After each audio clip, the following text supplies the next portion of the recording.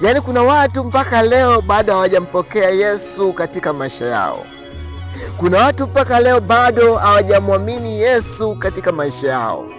Wameamini vitu vya dunia hii, wameamini namna ya kupata pesa, wameamini namna ya kupata mali za dunia hii, lakini wameshindwa kumwamini Yesu Kristo ili awe Bwana na Mwokozi wa maisha yao. Kuna mtu anaweza kaingia darasani anafundishwa kwamba ukizingatia hiki lazima utapata hiki. Yaani kwa mfano, ukizingatia formula hii ya pesa lazima uchumi wako utakuwa. Ameamini katika hilo, mwisho wa siku uchumi wake umekuwa kweli. Lakini ameshindwa kuamini kwamba Yesu ukimtumainia utaingia katika uzima wa milele. Kuna watu mpaka leo unakuta uchumi wake uko vizuri, lakini hana Yesu katika maisha yake. Ametumainia mali za dunia hii ambazo ukifa unaziacha. Ukweli ni mchungu mpendwa. Ukifa mali zote ulizonazo unaziacha. Sijakwambia usitafute, sijakwambia pambana, hapana. Endelea kutafuta, lakini tambua kwamba vitu vyote vya dunia hii ni vitu vya mpito tu. Yesu peke yake ndiye wa milele. Ukimpata yeye umeyapata yote katika maisha yako. Ukimwamini yeye utaupata uzima wa milele.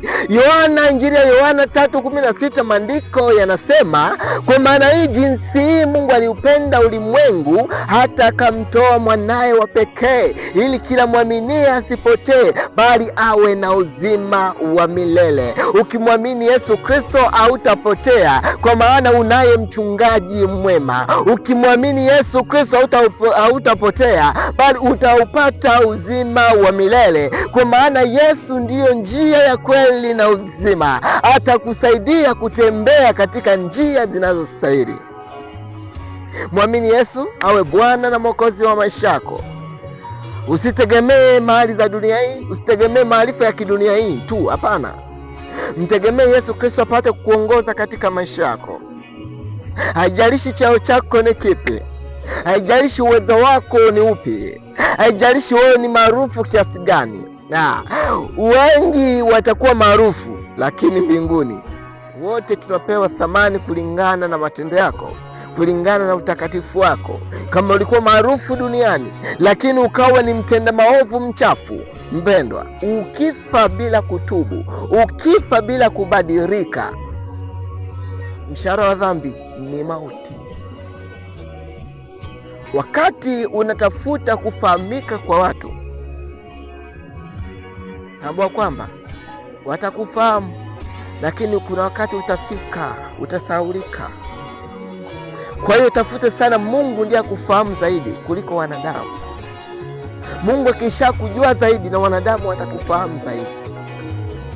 Umwamini yeye ambaye atakuvusha, atakuweka mbinguni. Maana bila kupitia kwa Yesu kuiona mbingu ni vigumu sana. Haiwezekani. Yesu ndio njia ya kweli na uzima. Mwamini yeye upate kuokoka. Mwamini yeye upate kuwekwa huru. Mwamini yeye ili upate uzima wa milele. Mpendwa, Yesu anakupenda. Yesu anahitaji urejee. Ilimradi umesikia sauti, hebu rejea, njoo kwake ili apate kukukomboa, apate kukutoa kwenye dimbwi. Yamkini upo kwenye dimbwi la dhambi. Yamkini dhambi zimekutesa. Yamkini wewe unajuta maisha unayoyaishi. Nataka nikwambie kwamba ukisha kumkiri Yesu Kristo awe Bwana na Mwokozi wa maisha yako, Yesu atakutengeneza. Kwa maana Yesu ndiye mfinyanzi, anafinyanga vyombo vilivyoharibika. Bwana Yesu asifiwe. Anafinyanga vile vyote vilivyoharibika. Tegemee, mwamini yeye awe Bwana Mwokozi wa maisha yako. Mpendwa, wakati ni sasa. Unavyosikia sauti hii, wakati ni sasa. Kuna muda utafika sauti ya injili hautaisikia. Utakuwa mgeni wa nani? Na hapa mpendo, ukifa bila kutubu, ukifa ukiwa na dhambi, utakuwa mgeni wa nani? Mpendwa, usiseme kuambiwa. Injili unaendelea kuisikia. Ni wakati wa kuchukua maamuzi wa kubadilika. Mungu wa mbinguni akubariki. Niombe pamoja na wewe. Asante Bwana Yesu kwa ajili ya kila mmoja mahali kokote aliko anaposikia sauti hii. Bwana Yesu, achilia uwepo wako ukapenye ukakae kwa kila mmoja mahali kokote uliko. Damu yako takatifu ikamfunike mahali kokote aliko mama huyu, baba huyu. Magonjwa yote afutike kwa mamlaka jina la Yesu Kristo.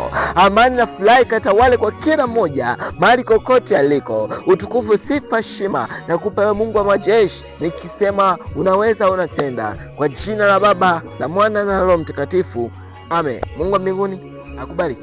Amen.